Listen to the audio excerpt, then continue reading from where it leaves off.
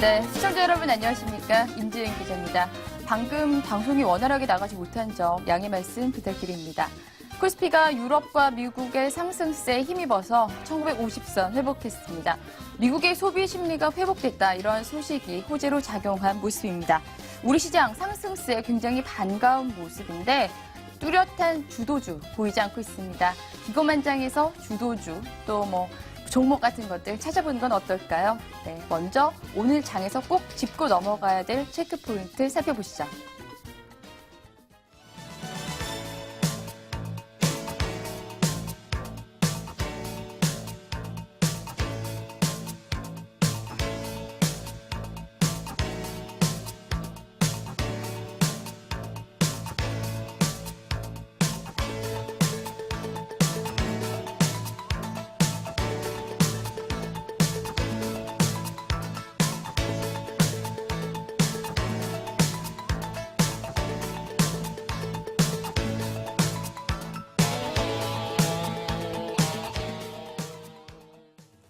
안녕하세요. 기고만장 체크포인트 박민영입니다. 미국에서 소비자 신뢰지수가 굉장히 좋게 발표가 되면서 국내 증시를 비롯한 글로벌 증시에 하나의 훈풍이 되어주고 있습니다. 제 시각 정확한 정보 들고 찾아온다는 신뢰 역시 저희도 높이도록 하겠습니다. 기고만장 체크포인트 본격적으로 시작해 봐야 될 텐데요. 머니투데이 방송 보도본부에서는 오늘 어떤 이슈에 관심을 가지고 있는지 점검해 보도록 하겠습니다. 첫 번째 소식부터 열어보도록 할게요. 삼성전자 관련한 소식이 전해지고 있습니다. 삼성전자와 애플의 특허 관련한 소송은 3년 넘게 그 분쟁이 이어지고 있는데요. 이번에는 일본에서 패소했다는 소식이 전해지고 있습니다. 삼성전자가 일본에서 진행 중인 애플과의 스마트폰 특허 소송 1심에서 패소했습니다. 도쿄지법은 애플 일본 법인이 삼성전자의 스마트폰 관련 특허를 침해했는지를 확인하는 소송에서 애플이 삼성 특허를 침해하지 않았다며 삼성전자가 특허권 침해에 기초한 손해배상 청구권을 갖고 있지 않다고 판결했습니다. 이번 소송은 애플의 아이폰 4와 4S, 아이패드 2 등 기기에서 기지국으로 데이터를 안정적으로 전송하는 기술이 삼성의 특허 범위 안에 포함되는지가 주요 쟁점이었습니다. 삼성전자는 다시금 항소하겠다는 의지를 드러냈는데요. 앞으로는 승소 소식이 이어지면 좋겠네요. 네, 다음 소식입니다. 자동차 접촉 사고가 발생했을 때 과실 비율을 산정하는 기준이 6년 만에 전면 개정된다라는 소식 전해지고 있습니다. 현재 과실 비율을 인정하는 기준이 너무 오래됐기 때문에 현재 상황을 제때 반영하지 못한다라는 지적 때문인데요. 강은혜 기자가 단독 보도합니다. 자동차 보험 과실 비율 인정 기준이 개편됩니다. 과실 비율이란 자동차 사고가 났을 경우 누구의 잘못인지를 따져 그 비율을 매기는 것으로 피해자의 손해배상금을 책정하는 주요 판단 기준이 됩니다. 통상 과실 비율은 사고 현장에 출동한 교통사고 담당 경찰관이 결정하고 소송이 제기됐을 땐 법원이 판결합니다. 하지만 경찰이 출동하지 않을 경우 당사자들이 가입한 보험사의 보상 직원이 자동차 사고 과실 비율 인정 기준에 따라 과실 비율을 판단합니다. 100을 기준으로 50대 50부터 60대 40, 30대 70 등 50을 넘어가는 쪽이 가해자가 됩니다. 그런데 이 과실 비율 인정 기준이 너무 오래돼 개선 작업이 필요하다는 지적이 꾸준히 제기돼 왔습니다. 과거와 달리 블랙박스와 CCTV 등 환경이 달라지면서 과실 비율 책정이 보다 정확해졌기 때문에 이를 반영해야 한다는 겁니다. 지금은 이제 블랙박스나 CCTV가 참 많죠. 그래서 사고가 어떻게 났는지 100명의 목격자보다 블랙박스 그 영상, 그것이 훨씬 더 정확하지 않습니까? 따라서 이제는 실질적인 사고 상황에 따른 과실 비율이 다시 산정돼야 되는 것이 아니냐. 손해보험협회는 이런 의견에 따라 과실 비율 인정 기준 개선 작업을 진행 중입니다. 현재 사용 중인 과실 비율 인정 기준은 지난 2008년 개정된 이후 6년 동안 업데이트되지 않았습니다. 협회 측은 과실 비율 인정 기준이 6년이 지났기 때문에 보완이 필요한 상황이라며 달라진 교통법규 내용과 법령, 판례 등을 반영할 계획이라고 밝혔습니다. 과실 비율 인정 기준 개정 작업은 올해 하반기에 마무리돼 이르면 내년부터 적용될 것으로 예상됩니다. 새 버전의 기준이 불필요한 자동차 사고 분쟁을 조정할 수 있는 바로미터가 될 수 있을지 주목됩니다. 머니투데이 방송 강은혜입니다. 네, 올해 들어서 많이 들었던 이 단어들을 한번 꼽아보자면 정보 유출, 보조금 경쟁, 그리고 가격 인상을 빼놓을 수가 없습니다. 자, 연초부터 시멘트나 과자, 유제품 가격 인상 이슈가 끝없이 이어지고 있는데요. 이번엔 야구르트 가격이 올라간다라는 이야기 전해지고 있습니다. 자세히 한번 살펴보도록 할게요. 한국야구르트는 다음 달 1일부터 야구르트 음료 3종의 가격을 인상한다고 밝혔습니다. 야쿠르트 기존 150원에서 170원으로 13.3% 오르고 야쿠르트 400과 에이스 400도 기존 350원에서 400원으로 14.3% 오릅니다. 회사 측은 야쿠르트와 에이스 400의 가격 인상은 지난 2008년 이후 6년, 야쿠르트 400은 9년 만이라고 설명했습니다. 분유와 수지 등의 원부 재료 가격 인상률이 높아 불가피하게 가격을 인상하게 됐다고 밝혔습니다. 자, 6년, 9년 만에 가격 인상 이해는 갑니다만 소비자로서는 반가운 소식은 아닌 것 같습니다. 네, 다음 이슈 이어갈게요. 현대자동차가 중국 충칭에서 4공장을 건설한다라는 소식이 전해졌습니다. 자, 중국 4공장 건설이 완료가 된다면 연간 230만 대 생산 체제를 갖추게 되는데요. 세계 최대 자동차 수출 국가인 중국에서 더욱더 치열한 경쟁이 예상됩니다. 자, 조정현 기자가 자세히 전해드립니다. 현대자동차가 중국 4공장 건설에 마지막 한 걸음을 남겨두게 됐습니다. 중국에서 현장 경영에 나선 정몽구 현대차 회장은 내일 충칭시와 자동차 사업 협력 방안을 최종 조율합니다. 정몽구 회장과 충칭시 순정차이서기 등 관계자 100여 명이 참석한 가운데 현대차그룹은 충칭시 정부와 협력 방안을 추진하는 전략합작 기본협의서 체결식을 개최합니다. 이번 협의서는 현대차그룹이 4공장 입지로 충칭을 우선 고려하고 충칭시는 필요한 재반 지원을 한다는 내용을 골자로 하고 있습니다. 체결 후 향후 중국 내부 의사결정 과정을 거친 뒤에 4공장 건설이 최종 확정될 예정입니다. 현대차는 중국 정부 정책 방향과 자동차 시장 성장 가능성을 감안해 그동안 중서부 지역을 중심으로 신규 생산 거점을 면밀하게 검토해왔습니다. 충칭시의 생산시설 유치 노력과 대규모 인구를 바탕으로 한 자동차 수요, 중국 동서부를 연결하는 지리적 이점 등을 고려해 충칭시와 손을 잡게 됐습니다. 현대차그룹은 앞으로 현대차 중국 4공장 건설이 확정되면 중국에서 230여만 대 생산 체제를 구축하게 됩니다. 몸집을 불린 현대차는 세계 최대 자동차 시장인 중국에서의 입지를 강화할 수 있을 걸로 내다보고 있습니다. 한편 중국에서 현장 경영에 나선 정몽구 현대차 회장은 오늘 현대차 최초의 상용차 해외 공장인 스천 현대를 방문합니다. 이후엔 충칭을 거쳐 최근 완공된 옌청 둥펑 위에다 기아 3공장을 방문하는 등 중국 내 경쟁력 강화를 독려하기 위한 강행군을 펼칩니다. 머니투데이 방송 조정현입니다. 네, 오늘 오전 이 시장에 영향을 미치고 있는 주요 기업 공시는 어떤 것들이 있을까요? 점검해 보겠습니다.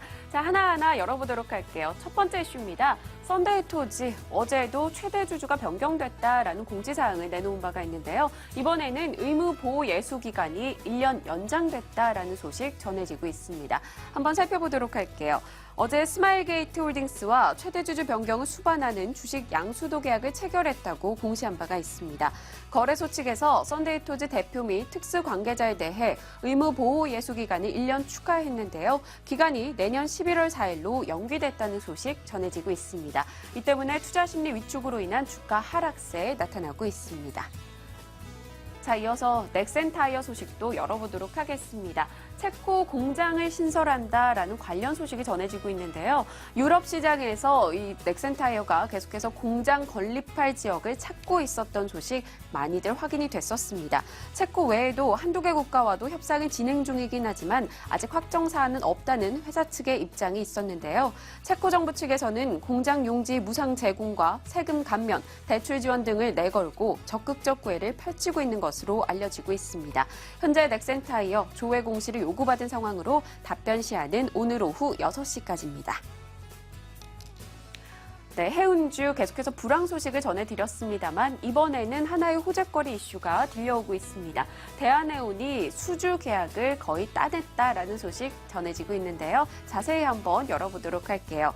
대한해운이 한국 남동발전의 발전용 유연탄 수송 입찰에서 적격 심사 대상으로 선정됐다고 공시했습니다.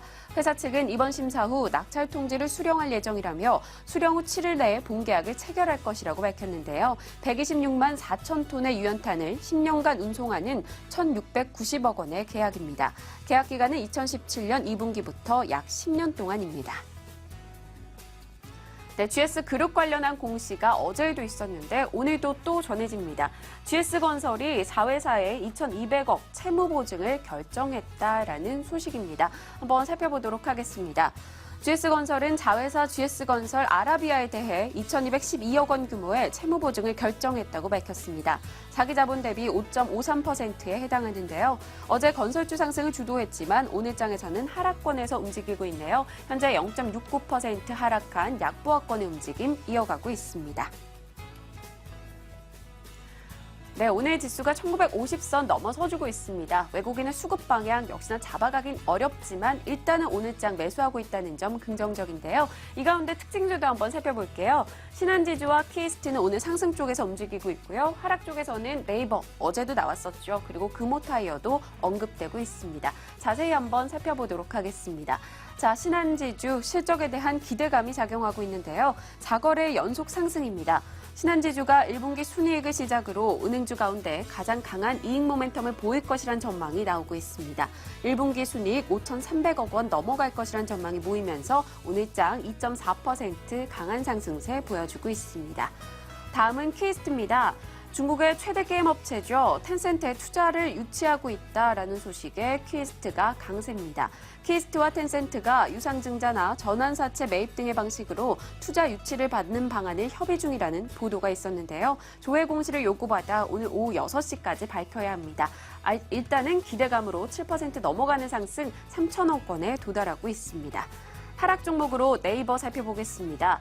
네이버가 외국인의 매도에 빌리면서 80만 원을 어제 내준 바 있는데요. 단 하루 만에 77만 원 선까지 주저앉기도 했습니다. 현재까지 약보합권으로 어느 정도 회복하면서 78만 8천억 원에서 거래되고 있는데요. 미국 SNS 관련주 동반 하락의 영향을 받아가면서 외국인의 수급 불안이 지속되고 있습니다. 금호타이어 이어갑니다. 채권단이 지분 일부를 매각한다는 소식에 약세입니다. 산업은행과 우리은행 등 금호타이어 채권단은 보유 지분 가운데 1,760만 주를 매각하는 방안을 검토 중인 것으로 알려졌는데요. 타 법인 지분을 15% 이상 보유할 수 없는 은행법을 지키기 위한 방책으로 풀이되고 있습니다. 오늘장 5% 넘어가는 급락입니다. 네, 점심시간 직전에 오후장을 준비하는 정보들 저희가 챙겨드리겠습니다. 지금까지 기고만장 체크포인트였습니다.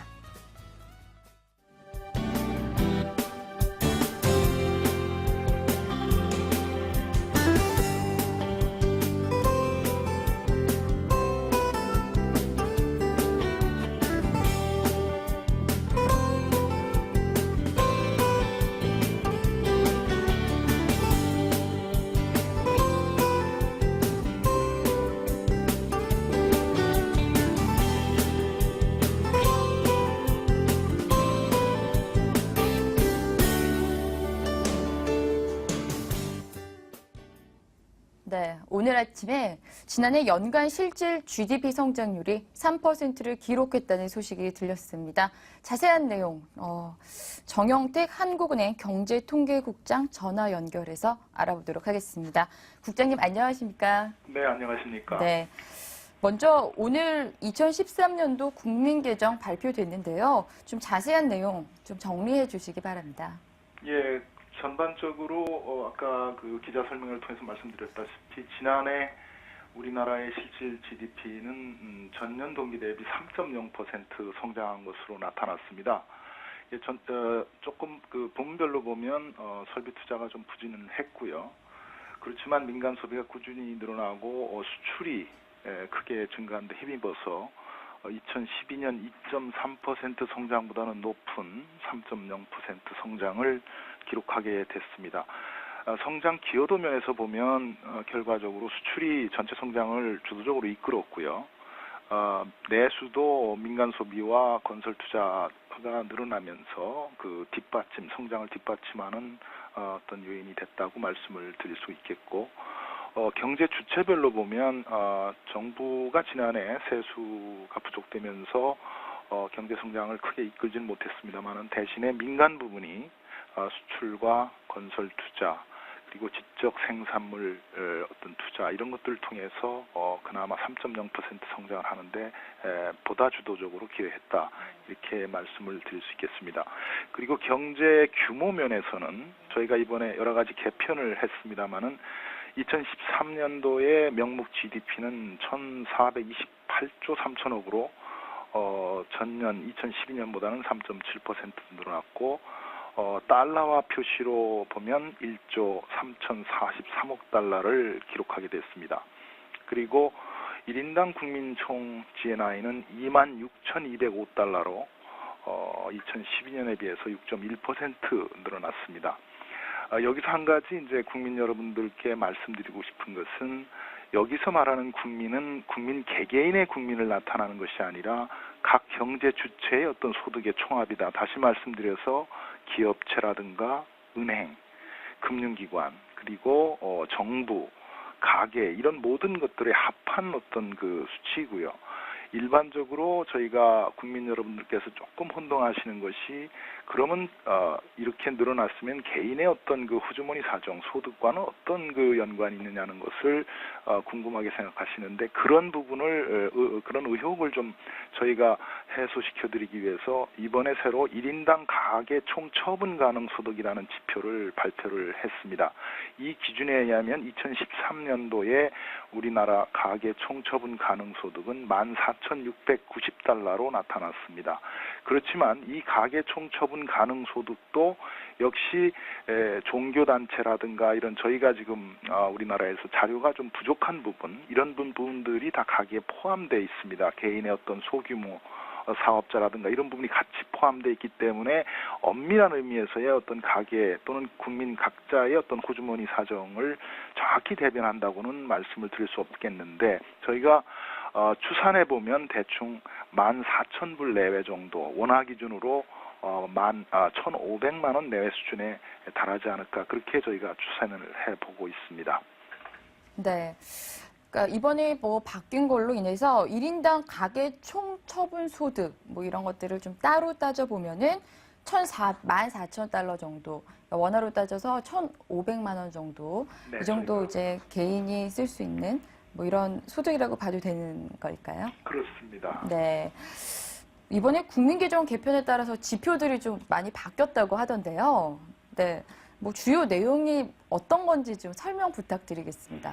네, 이번에 저희 한국은행이 발표한 통계는 2010년에 어느 날 갑자기 이렇게 뭐 불과 몇 달 전에 계획을 세워서 작업을 추진한 것이 아니고 2010년에 이미 새로운 국제 기준의 이행 로드맵에 의해서 그 과거 4년 동안 이렇게 진행돼 왔던 어떤 작업의 결과입니다.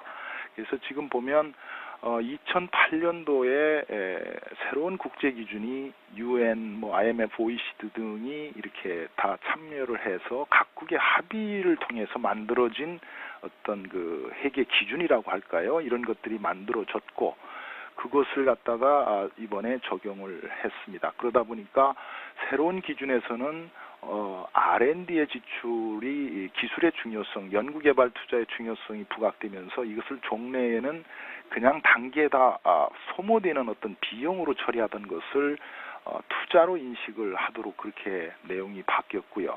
예술품 원본이라든가 무기 시스템 역시 이 투자로 인식을 해라. 그리고 단순히 물건의 어떤 주인, 그 소유권이 변동이 없이 종래에 물건이 나가면 수출, 들어오면 수입으로 잡던 것을 소유권 기준으로 변동을 해라. 이런 여러 가지 변경 내용이 있었고요.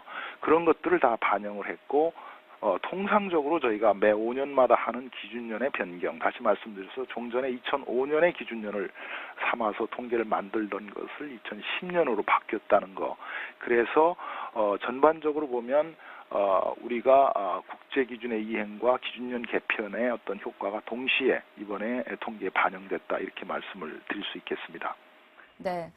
중요한 거는 이제 개편 이후의 효과일 텐데 GDP, GNI 등 뭐 기존 경제 성장 외에 통계 효과를 볼 수 있는 것은 또 얼마나 될까요? 예, 그래서 이번에 저희가 이 국민계정 통계를 개편하면서 이건 국제사회에 대한 약속이 저희가 이행을 한 그런 부분이 되겠는데 우리에 앞서서 이행한 국가가 몇 개 국가가 있습니다. 미국이 지난해 7월 말에 개편을 했고요. 그 당시 미국은 벨기에만큼의 어떤 GDP가 올라갔다 그래가지고 미국의 어떤 GDP가 늘어난 효과는 그 수치가 발표된 게 한 4.1%포인트 당시에 늘어났었습니다. 그리고 호주와 캐나다 역시 공이 이번에 이런 방식으로 개편을 새 기준을 적용하면서 GDP가 4% 이상 늘어나는 그런 어떤 효과가 있었고요. 마찬가지로 저희도 지금 보면 우리나라는 이 세계적으로 R&D의 그 대 GDP 비중이 굉장히 높은 그런 국가입니다. 이스라엘, 핀란드에 의해서 거의 세계 3위의 어떤 그 R&D, GDP에 대한 R&D 지출 비중이 굉장히 높은 그런 그 국가에 속합니다. 이런 것들이 GDP에 그대로 반영이 되면서 우리나라 GDP는 2010년 기준년 기준으로 7.8%포인트가 올라가게 됐습니다. 물론 여기에는 저희가 종래 어떤 평소에 반영할 수 없었던 새로운 통계, 다시 말씀드려서 인구 주택 센서스 결과라든가 경제 총조사와 같은 저희가 매년도에 이 통계를 발표할 때 이용할 수 없었던 자료를 추가적으로 이용하면서 늘어난 부분이 여기에 포함이 돼 있습니다. 그래서 GDP 규모는 이렇게 이런저런 그 새로운 기준을 갖다가 적용하면서 늘어났고 이것은 우리나라만의 독특한 현상은 아니고 이렇게 이행을 한 국가들에서 나타나는 공통적인 현상이었다라고 말씀을 드릴 수 있겠고요. 경제 성장률은 2001년부터 2012년까지의 기준을 보면 0.3%포인트 올라갔다. 이 역시 R&D 지출의 어떤 그 증가 속도에 거의 그 같은 수준으로 이렇게 늘어났다. 이렇게 말씀을 드릴 수가 있겠습니다. 네, 국장님 자세한 설명 감사드립니다. 정영택 한국은행 경제통계국장이었습니다. 네, 감사합니다. 네. 이 시간 뉴스룸에서는 어떤 내용 오고 가는지 한번 살펴보시고 주주클럽 계속됩니다.